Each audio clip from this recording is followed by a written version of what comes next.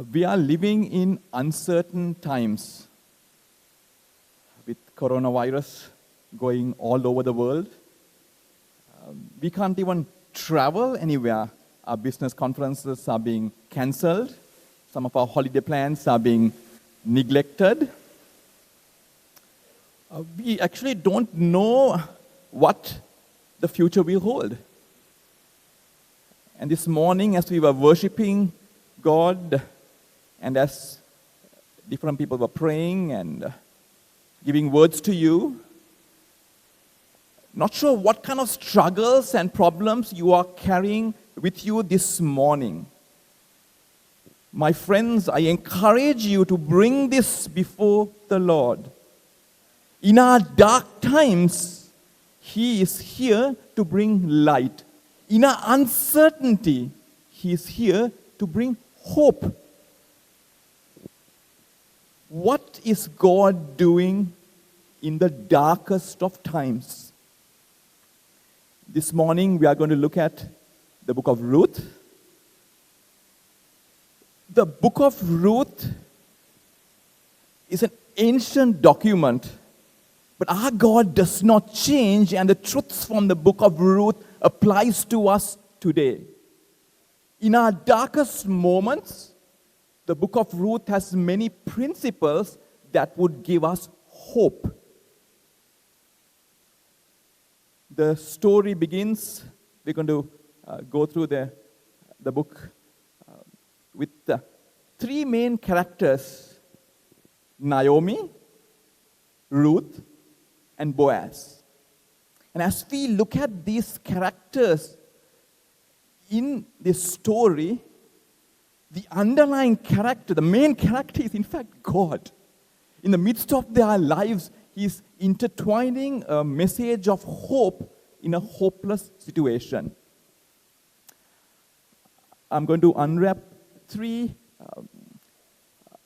threads of hope that we find here as we go through this Book of Ruth and see God's hand that will give us some encouragement in our darkest times.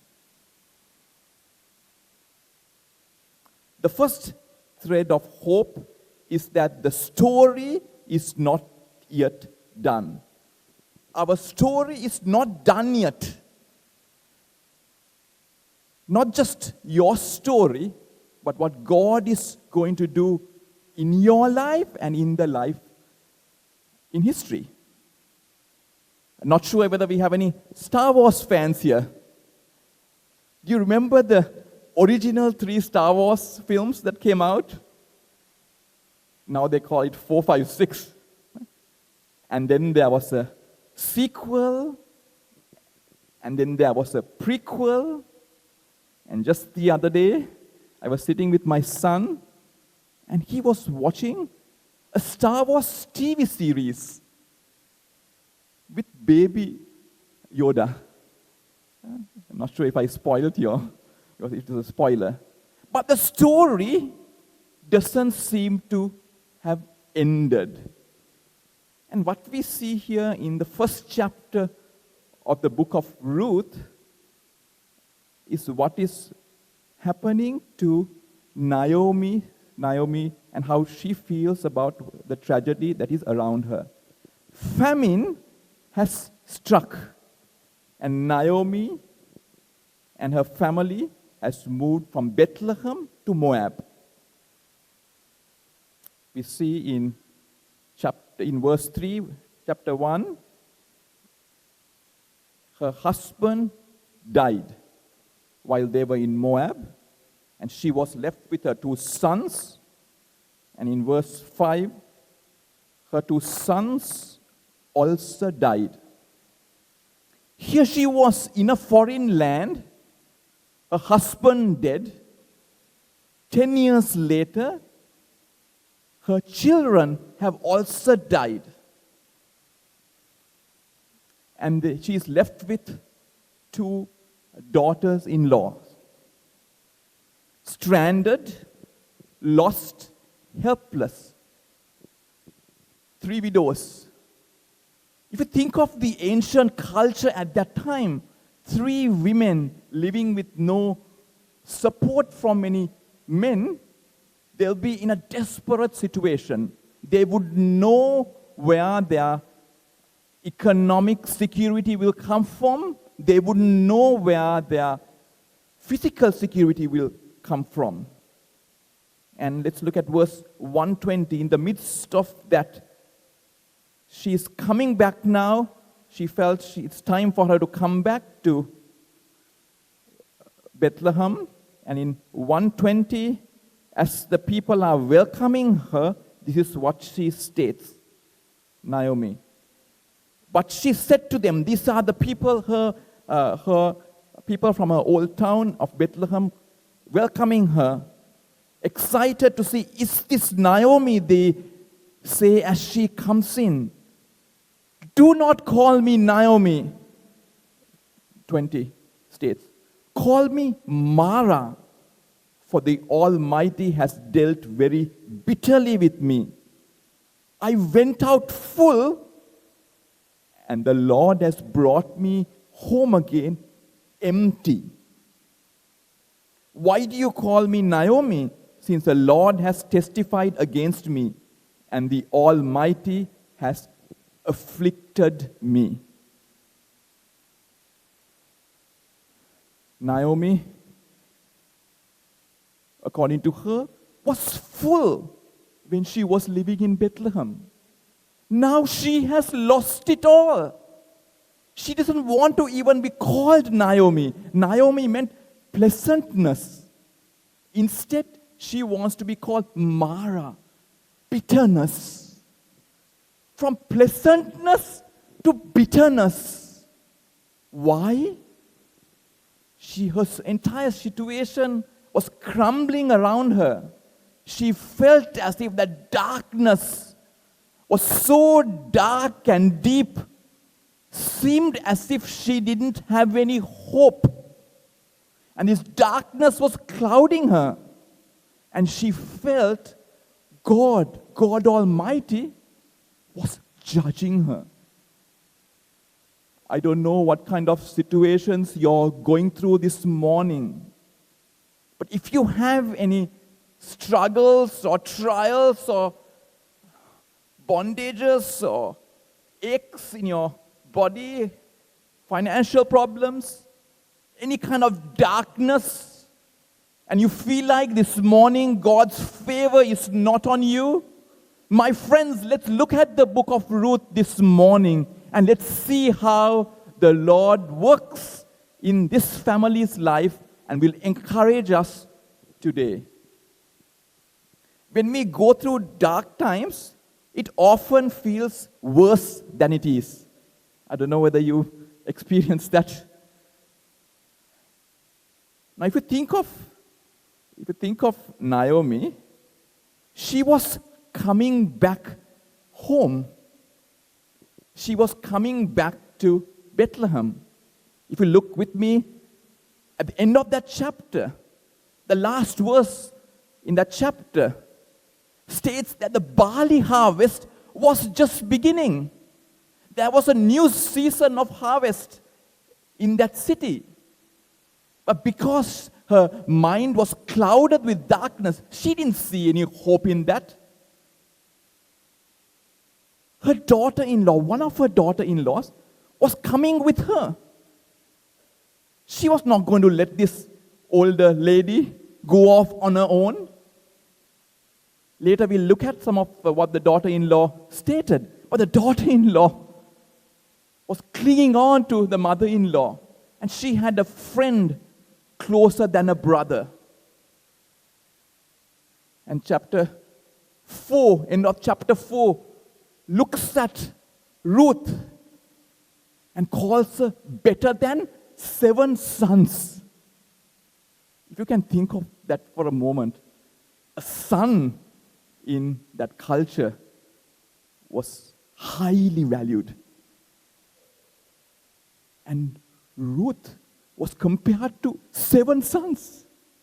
Now she had such a daughter-in-law with her. The barley harvest was beginning. Yet the darkness within her, in her situation, clouded her vision, and she didn't see the larger picture. Oftentimes, when we go through pain, we lose perspective.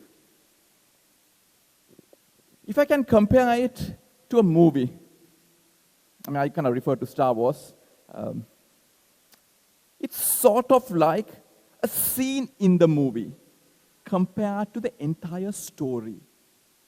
The story has many, many scenes.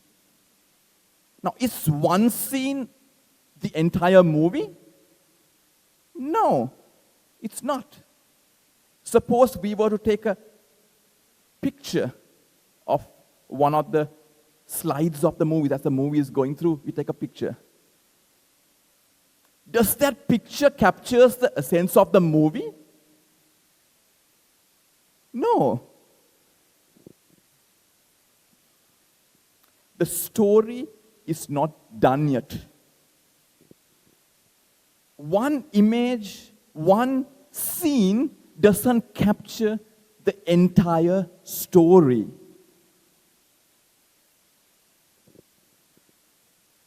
And my friends, we do have a story to tell. But oftentimes, if we get caught up in one scene of our life, that scene can engulf us and can sort of strangle us and not see the larger picture of what's going on. It's sort of like, not sure which social media you engage in, whether it's Snapchat, perhaps for some of the younger ones, or Facebook, Twitter, Instagram. We put on posts. But do those posts capture our lives? Think about it. Do those posts, you go to a yummy meal and you have you take your special camera and take a picture on the food mode. And then you display this food for all the world to see. But is that representative of your daily food intake? No. Images we put on social media is only just an image. It only captures a moment. There is a larger story, my friends, that these images don't capture. Sometimes our painful experiences become like these images. We hold on to them. We don't let go of these painful experiences. But they are only a single scene in a larger story.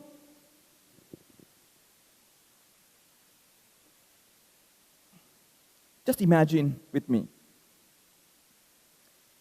If you were in the Garden of Gethsemane, and here's Jesus praying, thinking of what he has to go through in the future. He's in so much pain and anxiety that his sweat has begun to turn into blood. And as he is struggling in that situation, in the midst of all the darkness of our sin being plastered onto him, he's imagining these things. And imagining the face of the Father turning away from him. And we stop. We stop right there. We stop. And that becomes a scene. A scene of suffering and pain, which we continue to revisit, continue to play in our conscious and our subconscious, these painful memories. We keep repeating it and repeating it. I don't know what kind of painful experiences that you think of or dwell on.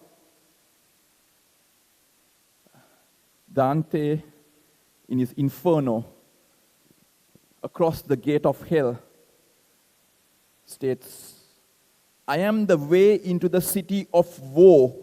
I am the way to a forsaken people. I am the way to eternal sorrow. Sacred justice moved my architect. I was raised here by divine omnipotence, primordial love and ultimate intelligence. Only those elements time cannot wear were made before me, and beyond time I stand. Abandon all hope, ye who enter here. When we dwell in our darkness, we abandon all hope. And Naomi calls herself Mara. Pleasantness becomes bitterness. But my friends, we don't have to stay there. We don't have to stay there. The Gethsemane experience was just an experience for a short while. And then Easter came around. Easter came around. After the crucifixion was the resurrection. And that is the larger part of the story. Let's not cling on to small scenes in our lives that would strangle us. There is a larger story.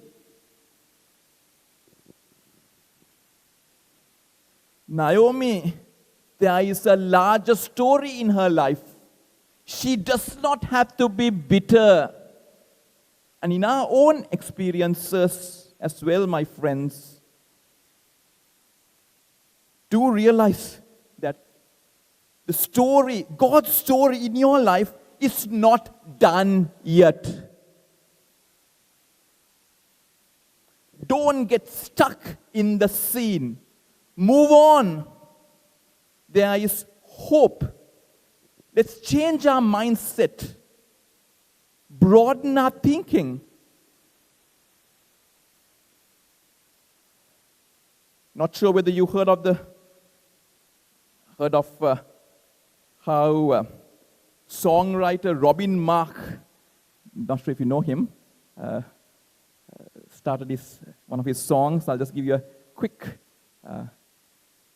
summary. He was reflecting on the Rwandan genocide that claimed 1 million lives. As he was reflecting on it in 1994, he was wondering, where is God in the midst of all this? And then he reflected on it, and then he states, I felt in my spirit that God replied to my prayer by saying that indeed he was very much in control, and that the days we were living in were special times when he'd require Christians to be filled with integrity and to stand up for him just like Elijah did, particularly with the prophets of Baal.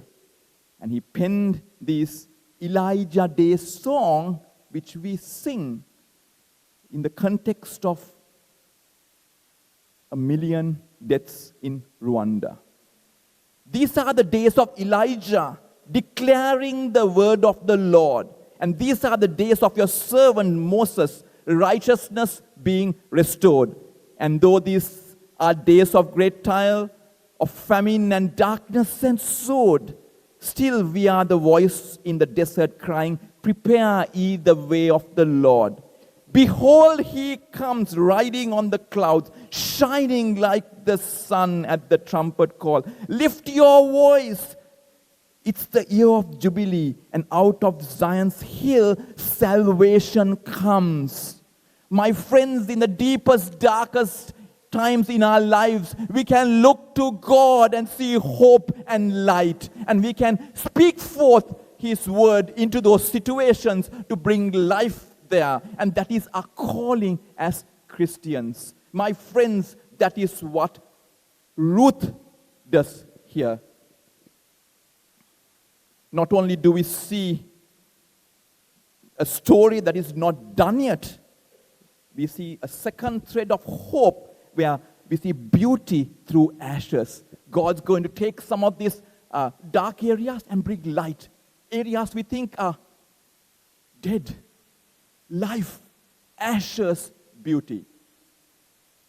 Let's look at Ruth 1:16 to 17.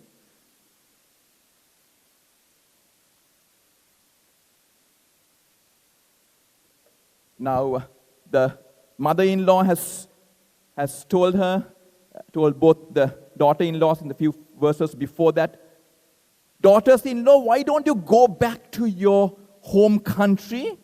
They were foreigners, because I have nothing left. And encouraging them to go. But Ruth states thus, 16, entreat me not to leave you or to turn back from following after you. For wherever you go, I will go. And wherever you lodge, I will lodge. Your people shall be my people, and your God, my God. Where you die, I will die, and there will I be buried. The Lord do so to me, and more also, if anything but death parts you and me. So here is a daughter-in-law who strongly clings on to not just the mother-in-law, but the Lord. I don't know whether you caught that. Your God would be my God. Where you die, I will die, and there will I be buried. Just imagine the age difference between these two. Chances are the mother-in-law Naomi is going to die first. Even after she dies, in these verses, Ruth is declaring, I'm going to be continuing to be in your town, continuing to follow after your God, so that I would get buried with you. And that is her commitment and her confession in the midst of darkness.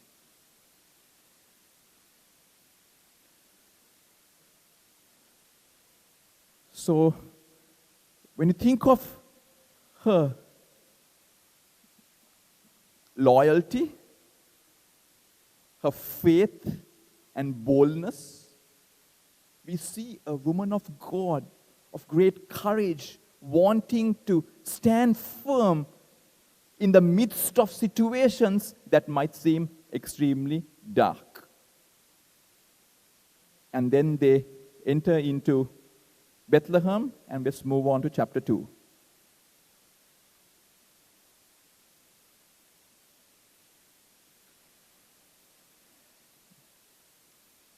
Chapter 2, verse 1.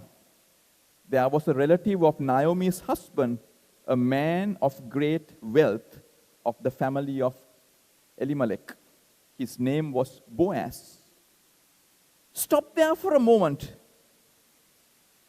In Naomi's pity party, she forgot about Boaz as well.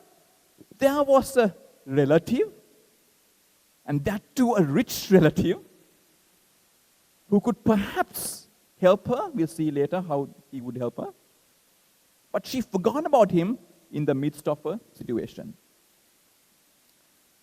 So Ruth the Moabitite said to Naomi, please let me go to the field and glean heads of grain after him, in whose sight I may find favor.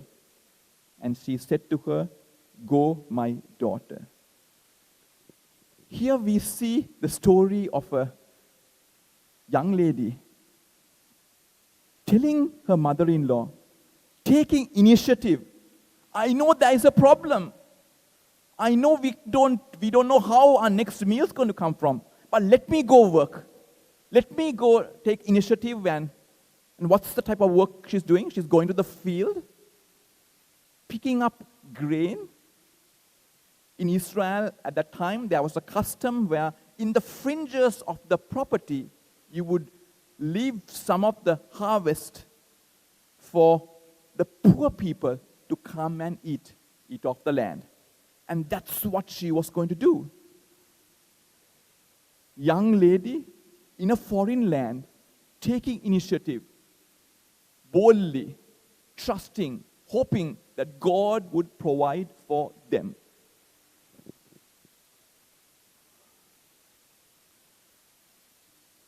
Verse 3, then she left and went and gleaned in the field after the reapers, and she happened to come to part of the field. She happened to come. Not sure whether you caught that. She happened to come to the part of the field belonging to Boaz, who was of the family of Elimelech. Do you have these experiences in your life where you happen to do something?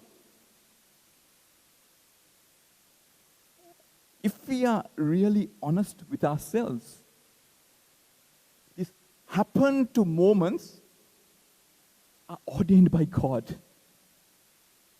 We don't just meander suddenly and just appear somewhere.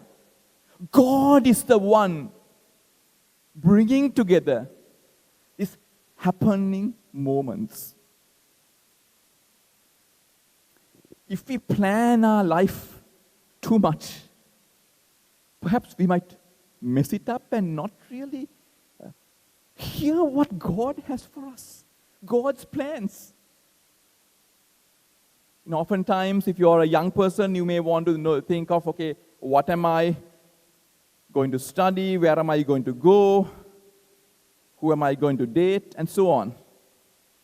But my friends, would you come with your palms open wide and ask God, God, what is your plan for me? Rather than I try to plan and do all these things and they don't work out. God, what is your plan for me?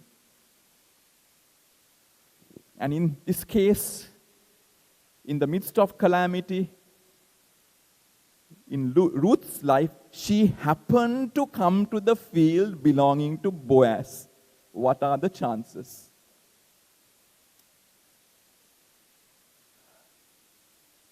When I was on a short holiday back to Sri Lanka, while I was studying in the US, my visa happened to get cancelled. And I was very happy in the US, studying and so on.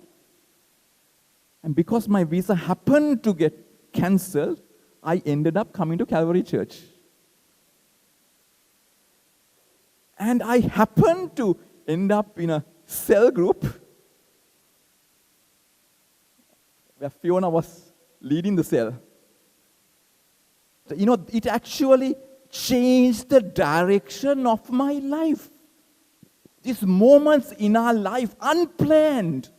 I had no intention of coming back to Sri Lanka. But we have these crossroads where God brings us to these crossroads. And we may think at that time, it was a closed door. I was disappointed when I couldn't get back to my life back in the US at that time. But that was God's way of opening something completely different here in Sri Lanka. So my friends, as you struggle with God, with closed doors, perhaps He has something better for you here. Another door might open, another window, which you wouldn't have even expected or imagined. Don't underestimate when things happen. God is sovereign. God is above all of it, guiding us and leading us. Don't plan life too much. Let God guide you and lead you. And we see later on in Ruth's life here, I'll pick it up from verse 8. Now Ruth has happened to meet Boaz. She's been gathering the crops from his field, and this is what Boaz tells Ruth. You will listen, my daughter, will you not? Do not go to glean in another field, nor go from here, but stay close to my young women. Let your eyes be on the field which they reap, and go after them. Have I not commanded the young men not to touch you? And when you are thirsty, go to the vessels and drink from what the young men have drawn. From these verses, you could see the danger she was placing herself in. Danger from his own young men. Right? Danger from perhaps getting robbed. But because there was this moment where Boaz's and Ruth's paths crossed, Boaz is beginning to provide protection over her life. So God's grace is seen here as Boaz begins to start his friendship, calling her daughter. Be with my young women. She responds, verse 10.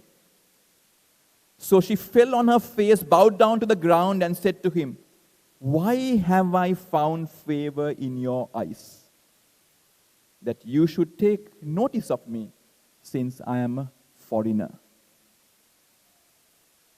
Why have you found favor in me? It's perhaps a question we should all ask. Why has God found favor in us?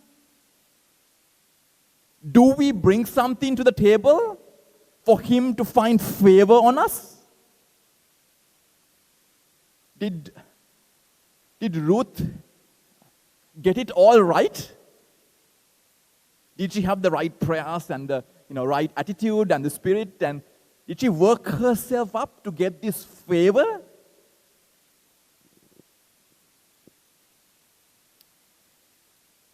Oftentimes when we think of our relationship with God or with anybody, we either have a sense of humility or a sense of entitlement.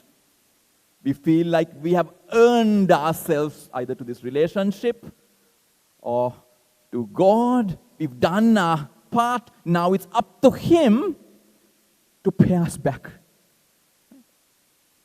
That's entitlement, right? Versus humility, where we realize, I don't deserve any of it. It's a gift from God. I have sinned. I fall short every time, although God gives me chance after chance. I just don't meet His standards. And I open my arm and receive His grace. Those are two different answers to the question, why have I found favor in your eyes? Is it grace or is it works righteousness? 2:12. The Lord repay your work. Interesting. And a full reward be given you by the Lord God of Israel, under whose wings you have come for refuge. So here we see Ruth has come under the wings of God for refuge. That was her first move. As she came under God for refuge, He enabled her faith to work out and produce godliness, produce obedience, produce initiative, because she came under the wings of the Lord.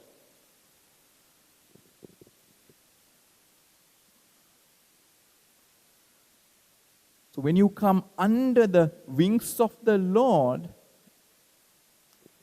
you're allowing God to work on your behalf. Then all your difficult experiences, God can knit it together for the good. Romans 8:28 states, and we know that all things work together for good. Most people just stop there. We believe that all things work for the good. And then a lot of people don't continue. To those who love God, interesting. To those who are called according to His purpose.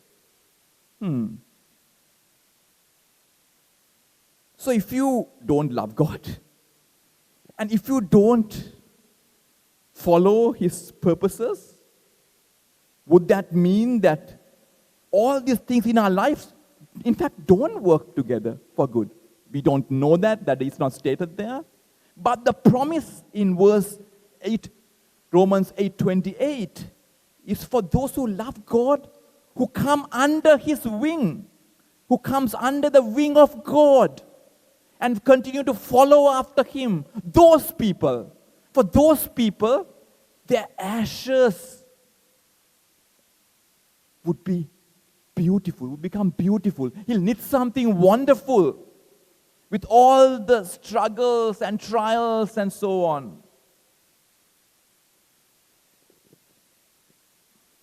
So this morning, my friends, are you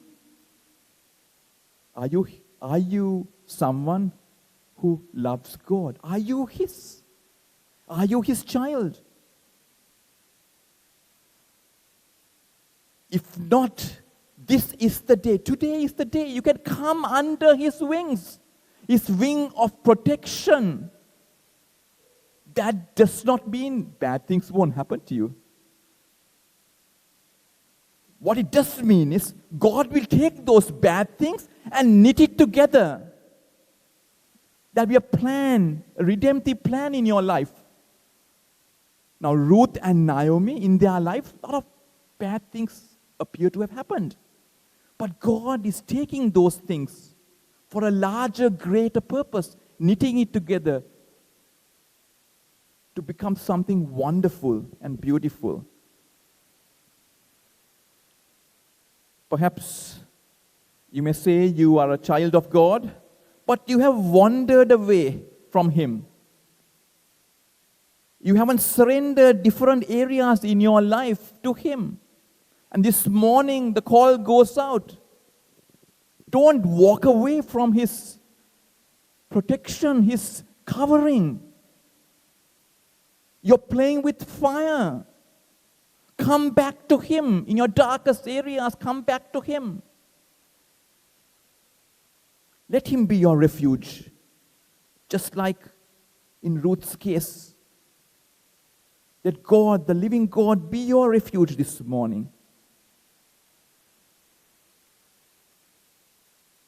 And as Ruth does that, she is provided for physically, security, food. Verse 16, Boaz tells his young men, let her glean even among the sheaves and do not reproach her. So he's increasing the area where she can actually collect some of the grain. Also let grain from the bundles fall purposely for her. Leave it that she may glean and do not rebuke her. So purposely his helpers, his servants are dropping these provisions. When you come under the refuge of God, when you come under His protection, His covering, He will bless you in ways you can't even imagine. He will bless you in ways where you haven't even thought of. When you come under the protection of His wing.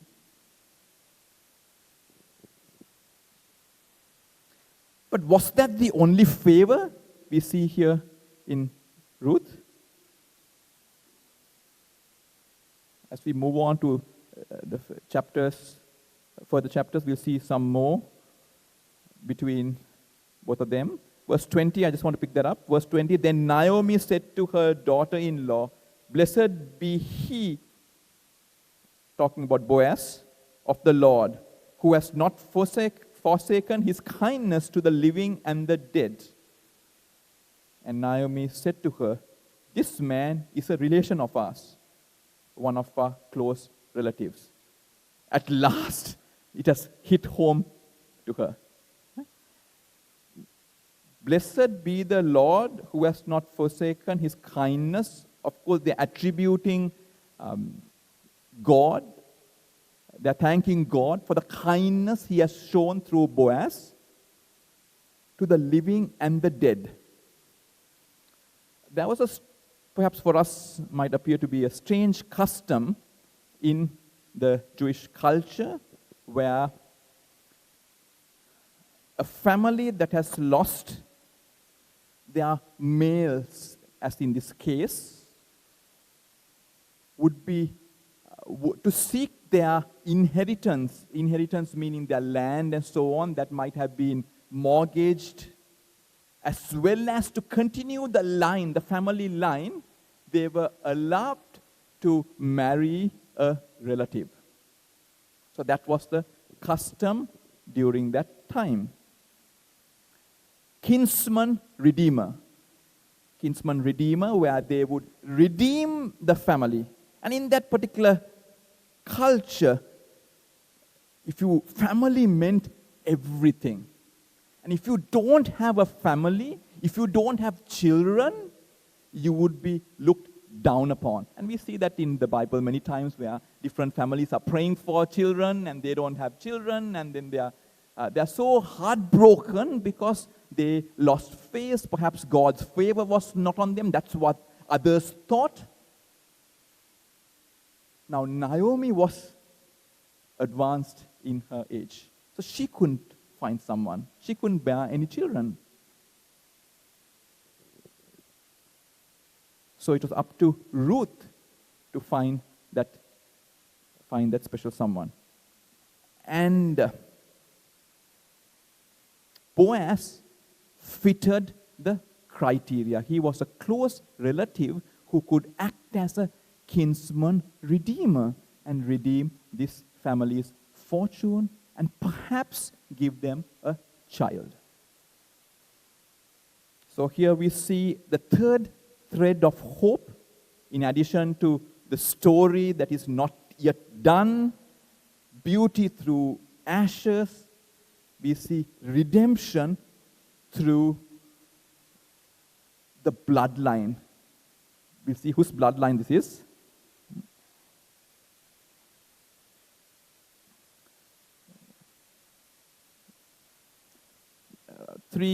I'm going to take a few verses. We're not going to go into deep here. Basically, in the midst of that, they realized, okay, now Boaz can be this kinsman.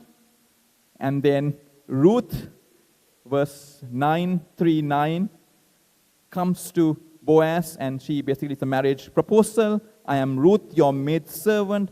Take your maidservant under your wing. Interesting way of kind of proposing marriage. Right?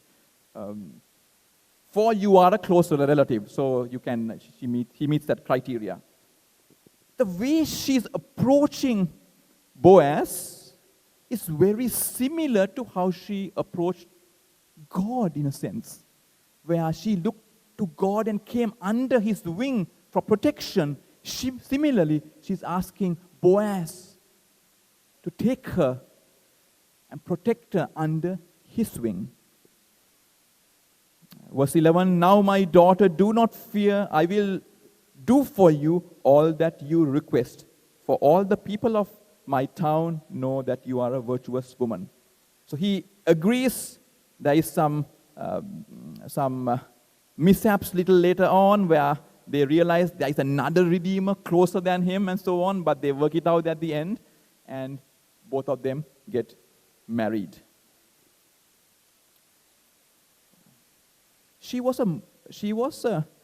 Ruth was from Moab.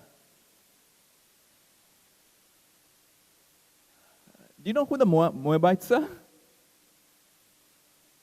They were enemies. Well, to start off simply, they were enemies of the Jews. The family tree started with Lot, where Lot's older daughter got him drunk, and incest. There was incest there, and then that's where the Moabites were started.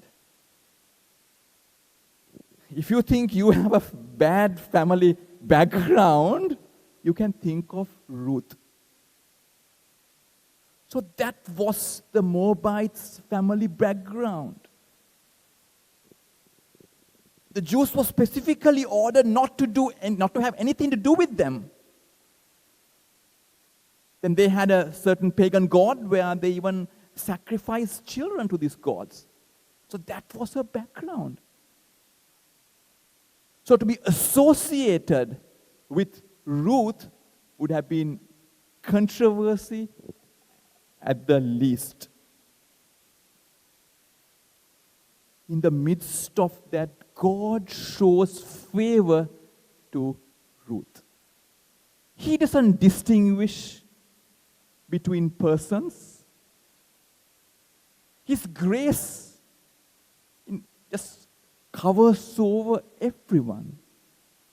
What it shows us is that if you kind of really think about Ruth and their marriage here, we realize that we too, if we are honest with ourselves, are like Ruth. We too didn't deserve any of it, but it was God's grace showered on our lives. And now, this Moabite woman has a book written under her name in the Old Testament, in the beginning of the Bible. You have Lot's family and the scandals there. And God is redeeming them through this book of Ruth. Do you see the amazing grace of God and how no one, not even one, is beyond His love and His grace? He loves us so much that He is willing to shower down His mercy. And Boaz sees this foreign lady from Moab, a widow, and agrees to marry her. Let's pick up from chapter 4. Chapter 4, verse 13. So Boaz took Ruth and she became his wife. Now if you remember, I didn't actually mention this. When they were living in Moab, Ruth was married for 10 years. And in the 10 years, she didn't have a child.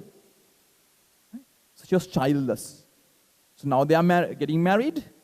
Was it the husband's or wife's issue? Don't know. Right? So it's definitely a prayer request that as they get married, that they will have a child. Right? We continue. So Boaz took Ruth and she became his wife. And when he went into her, the Lord gave her conception. That's again another gift of God, His grace. And she bore a son. Then the women said to Naomi, "Blessed be the Lord who has not left you this day without a close relative. And may His name be famous in Israel. And may He be to you a restorer of life and a nourisher of your old age. For your daughter-in-law who loves you, who is better to you than 7 sons has borne him." Now Naomi, it's interesting here, towards the end of chapter 4, Ruth takes a backstage and Naomi is brought up again. Naomi, who went through such a dark spot, so to speak, in chapter 1, is now completely redeemed through the birth of this child. And Ruth is instrumental in redeeming and giving honor to Naomi in that society. That is one thing we can see from these verses. 17. Also the neighbor women gave him a name, saying, "There is a son born to Naomi," and they called his name Obed. And he is the father of Jesse, father of David.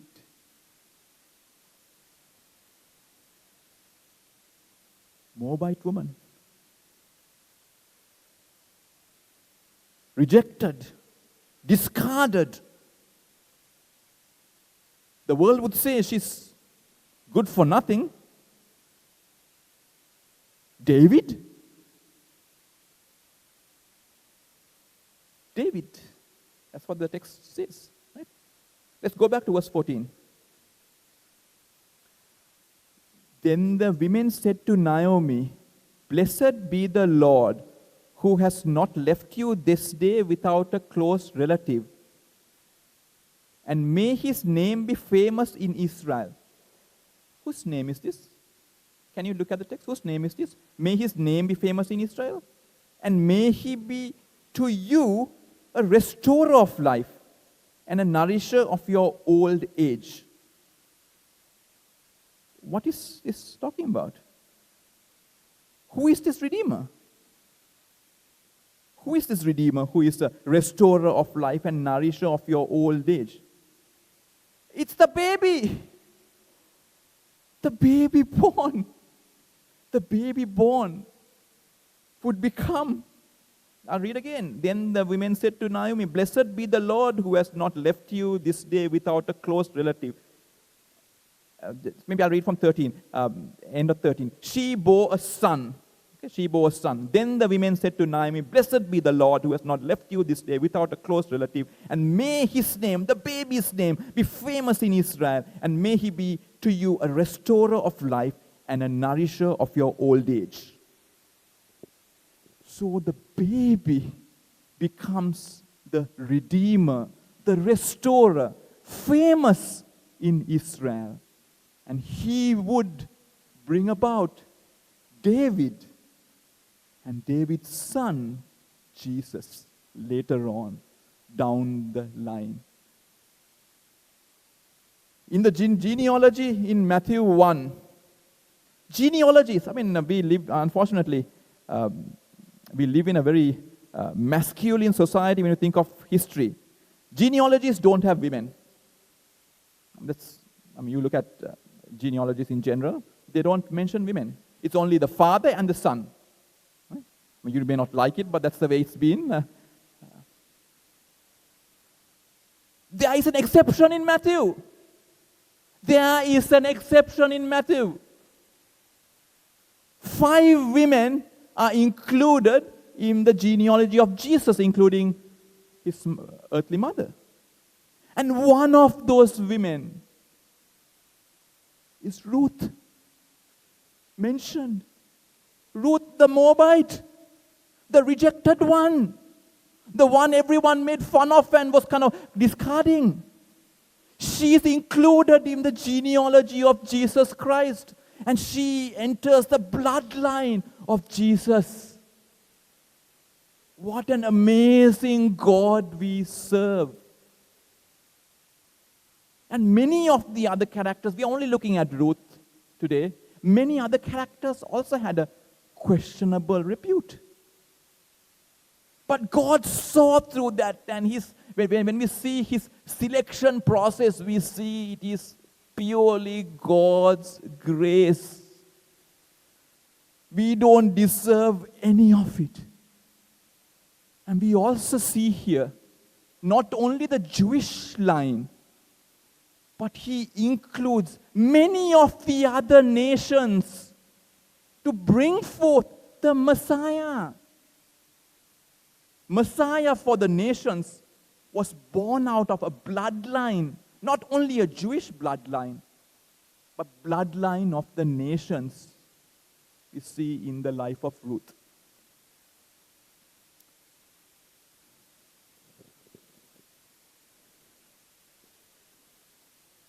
And if you just didn't get it, verse 22, Obed begot Jesse, and Jesse begot David. It continues, it reads again.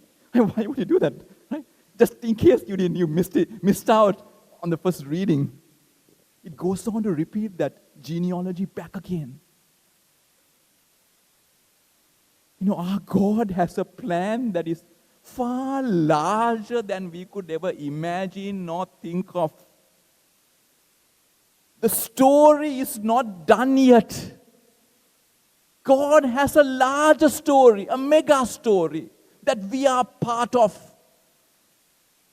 We can choose to be a part of if we come under His wing. If we come under His wing, all that happens in our life can be for good.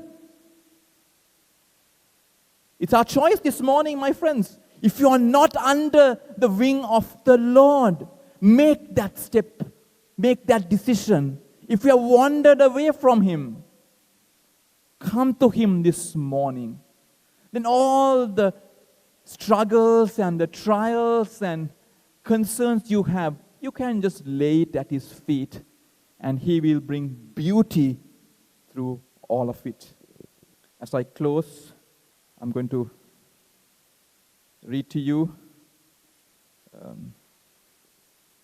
something from a movie. I'm not endorsing this movie by any chance, right? Nor this song.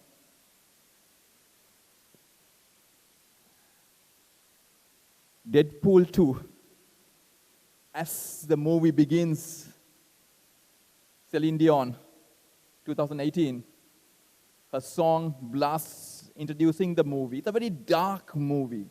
As the dark movie introduces, this song states, what's left to say? These prayers aren't working anymore. Every word shot down in flames. What's left to do with these broken pieces on the floor? I'm losing my voice, calling on to you. 'Cause I've been shaking, I've been bending backwards, till I'm broke, watching all these dreams go in a smoke. Let beauty come out of ashes, let beauty come out of ashes. And when I pray to God, all I ask is, can beauty come out of ashes? Can you use these tears to put out the fires in my soul? 'Cause I need you here. Let beauty come out of ashes. Let beauty come out of ashes. When I pray to God, all I ask is, can beauty come out of ashes? And my friends, that is the cry of all our hearts. Whether you are a believer or not, all our experiences in life, when we put it down, can beauty come of it? Can meaning and significance come out of it? As coronavirus spreads and life is taken off like that, we don't know what tomorrow will hold. So my friends, use the opportunity of uncertainty to come to a God who's certain in your dark, hopeless situations. He can give you hope. Come to Him this morning. Let us pray.